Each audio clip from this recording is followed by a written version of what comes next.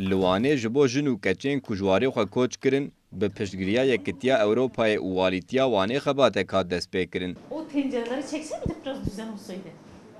Jinên ku projeyên wan hatin qebûlkirin, dest bi xebatên vekirina kargehê kirin. Qumru Şînaz jî yek ji wan jinan e ku di sala 1909 de ji Wanê koç kiriye.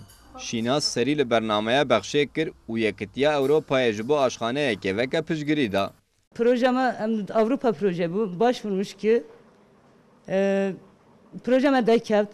Ben başlamış ki Li aşxanê xwarin ji aliyê jinan li cihekî paqij û hîjyenîk tên çêkirin. Şînasê got bi vekirina aşxaneyê hem jin îstîdam kirin, hem jî bi vê yekê jinên ku dişixulin piştgiriyê didin malbatên xwe. Xuşkî me mal da bitekî me divêt xuşkî me şûl bikin. Mesela xuşkî me bojin kan mal da ges baş nîne, mesela jinî şûlken daha baş e. Welatiyên ku li xwaringehê xwarinê dixwin, xwarinê mehellî gelekî diecibînin.